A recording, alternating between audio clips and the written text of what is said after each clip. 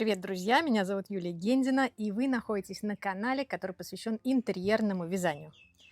Это видео будет таким продолжением моего видео предыдущего на эту тему, которое я снимала, по-моему, 3 года назад, о том, что есть вязаного в моем доме. В этот раз я вам покажу, какие пледы я использую прямо сейчас. Очень радуюсь, они у меня в ходу, и заодно мы рассмотрим их повнимательнее. Их тут, можно сказать, немного, но на самом деле для обычного человека, наверное, много. Ну что ж, давайте по порядку. И начнем вот с этого пледа, который, я думаю, что вам знаком. Ровно его я держу, ровно в нем я укутана на обложке моей книги «Самый родной узор». Очень удобный, и удобный прежде всего потому, что он небольшого размера. Его хватает как раз на то есть вот его ширина, хватает как раз на то, чтобы укрыть ноги, когда сижу на диване или в кресле. Красота! Хотя он связан из толстой пряжи, это 210 на 100, но он в меру тяжелый, очень комфортный, вязался из-за этого быстро, и я могу в любой момент еще его довязать, как мы с вами понимаем. Планировалось, что у него будет вот здесь вот по узкой стороне бахрома, но я с этой стороны могу еще добавить узоров.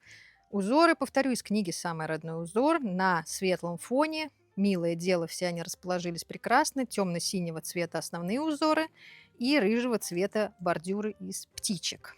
Идем дальше.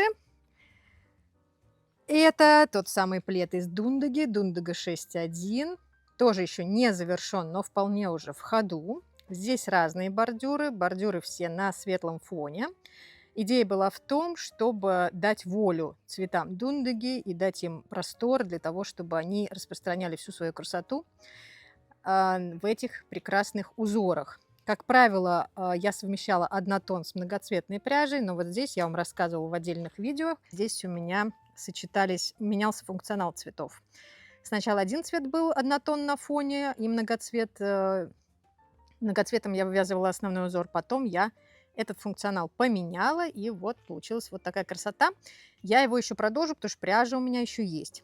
Дундега 6.1 – это тонкая пряжа, крючком, по-моему, 4 я его вязала. Полотно заметно легче, конечно, чем предыдущее. Очень теплое, поэтому сейчас будет жара, не знаю, как я буду его вязать.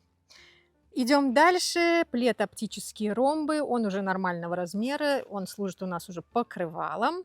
Отличный узор, крупный. Оптические ромбы достаточно рельефное создают полотно. Я выбрала свои любимые цвета, горчицу и черный в данном случае. Чат по этому пледу у нас есть, он открыт всегда. Приходите, вяжите. Дальше, конечно, кота плед. Он еще не доделан. Это тоже Дундега 6.1. В многоцветной пряже совсем немного оттенков, но они очень здорово переходят. Они близкие, там коричневые, рыжие разные насыщенности.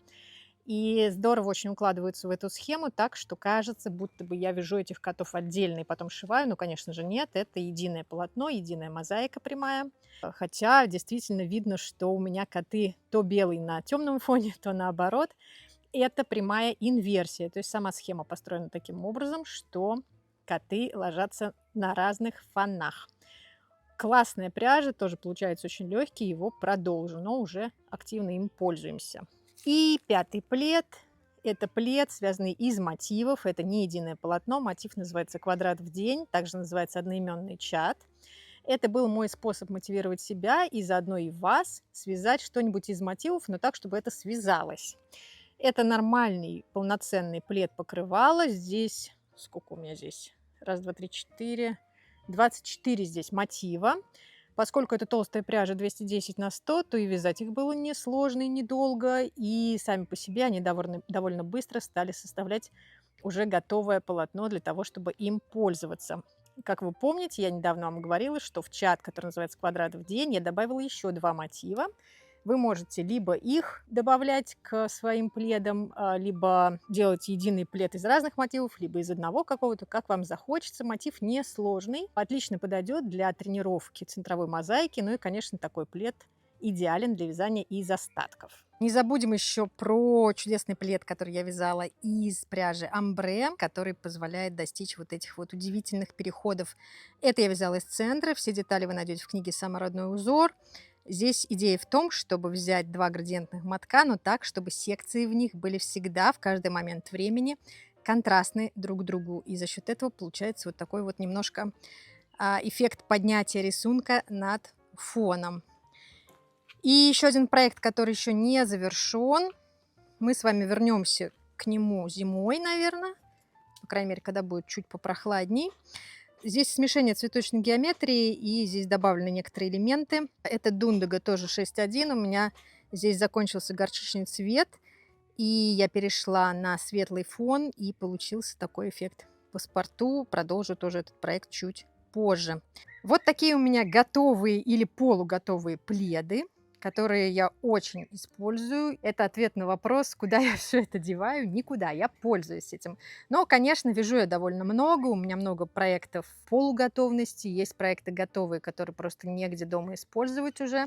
И тогда я дарю близким и родным, но только тем, кому это действительно нужно, кто и правда оценит теплоту и моих рук, и пряжи, и кому действительно в быту очень будет удобно пользоваться таким пледом. Вопрос теперь к вам. Какой из этих пледов вам понравился больше всего? Может быть, вы уже тоже вязали таким узором, или, может быть, вас я вдохновила на то, чтобы посмотреть, пройти в чат и попробовать. Не бойтесь больших проектов. Можно начинать с малого, можно начинать с подушки, например, или с какого-нибудь панно, или с небольшого коврика дорожки. И всегда старайтесь сразу себе не обещать, что вы свяжете плед 2 на 2, а начните, например, с небольшого пледа, как раз такого укрывать ноги, можно вязать из центра, можно по прямой, достаточно 80 сантиметров или метра.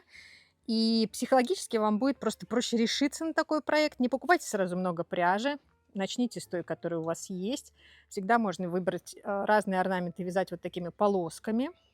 И помните, что прямая обрывная мозаика позволяет вам пользоваться вашим изделием уже в процессе вязания. Это очень удобно, потому что никаких мотков, висящих на полотне, у вас нет. Напоминаю, что обсуждать мозаичное вязание крючком, делиться своими работами, процессами и задавать вопросы можно в чате Telegram, который называется «Самый нескучный плед». Приходите, мы вас будем ждать. Нас там много, мы все очень творческие, и каждый день можно узнавать для себя что-то новое. Переходите по этому QR-коду и присоединяйтесь, будем ждать. Как обычно, я вам желаю приятного вязания, будьте здоровы, пока-пока.